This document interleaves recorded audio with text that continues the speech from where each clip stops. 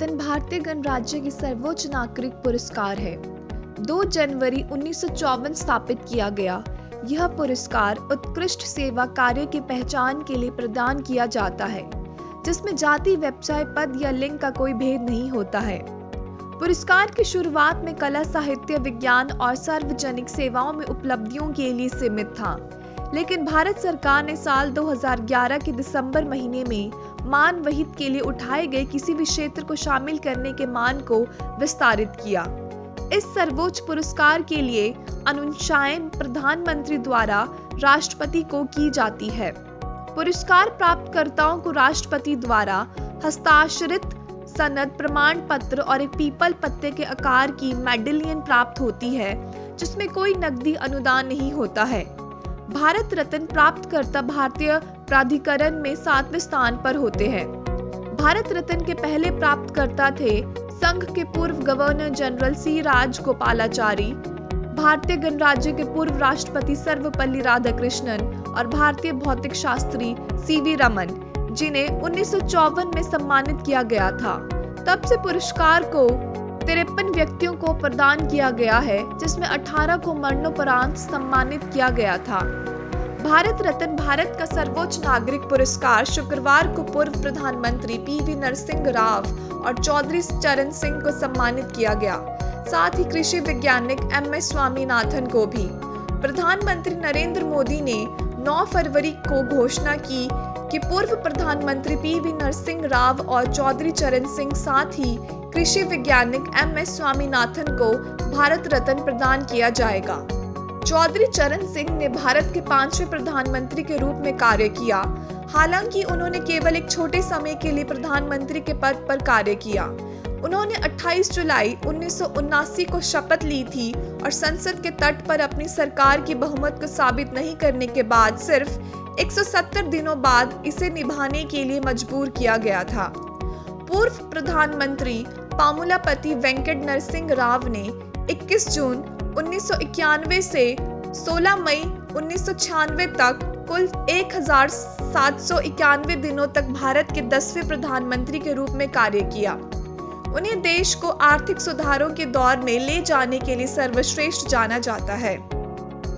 Social media के अपने post में पीएम मोदी ने पूर्व प्रधानमंत्री नरसिंह राव को नए आर्थिक विकास का एक नया युग को बढ़ावा देने के लिए सम्मानित किया।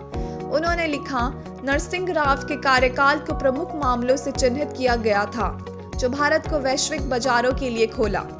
इसके अलावा उनके योगदान को भारतीय विदेश नीति, भाषा और शिक्षा क्षेत्र में एक ऐसे नेता के रूप में उनकी बहुपेक्षिक विरासत के रूप में हालात भारत को महत्वपूर्ण परिवर्तनों के माध्यम से नहीं केवल मोड़ा, बल्कि इसकी सांस्कृतिक और बौद्धिक धरोहर को भी समृद्ध किया।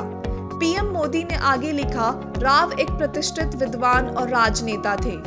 फादर ऑफ ग्रीन रेवोल्यूशन के रूप में जाने जाते डॉक्टर स्वामीनाथन ने 1960 और 70 के दशक में फसलों में किए गए परिवर्तनों में मुख्य भूमिका निभाई, जिससे भारत खाद्य सुरक्षा प्राप्त कर सका। पीएम मोदी ने उनके कृषि क्षेत्र में योगदान को हाईलाइट किया।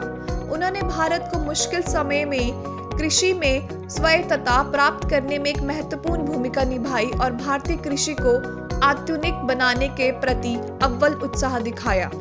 कुछ दिनों पहले बिहार के पूर्व मुख्यमंत्री कर्पूरी ठाकुर और राजनेता तथा पूर्व उप प्रधानमंत्री लाल कृष्ण आडवाणी को भारत के सर्वोच्च नागरिक सम्मान से सम्मानित किया जाने की घोषणा की गई थी, जिससे बिहार के पूर्व मुख्यमंत्री और समाजवादी नेता को भारत रत्न में से मरणोपरांत सम्मानित किया जाएगा। ठाकुर इस प्रतिष्ठात्मक पुरस्कार के 49वें प्राप्तकर्ता बनेंगे। भारतीय जनता पार्टी की स्थापना से जुड़े वरिष्ठ नेता लाल कृष्ण आडवाणी साल 1999 से 2004 तक भारत के पूर्व उप प्रधानमंत्री तथा पूर्व गृह मंत्री के रूप में काम किया। वर्तमान पीएम नरेंद्र मोदी ने बताया कि आडवाणी को 3 फरवरी 2024 को भारत के सर्वोच्च नागरिक सम्मान से सम्मानित किया जाएगा। स्वतंत्र भारत के इतिहास में पहली बार सत्ताधारी सरकार ने एक ही वर्ष में 5 भारत रत्न पुरस्कारों की घोषणा की है। गृह मंत्रालय के आधिकारिक रिकॉर्ड दिखाते हैं कि वर्ष 1954 जब से पुरस्कार की स्थापना हुई, तब से वर्ष 2024 भारत रत्न प्राप्तकर्ताओं की संख्या एक कैलेंडर साल में सबसे अधिक है। इससे पहले 1999 में वह समय था जब 4 गणमान्य लोगों को भारत रत्न प्रदान किया गया था।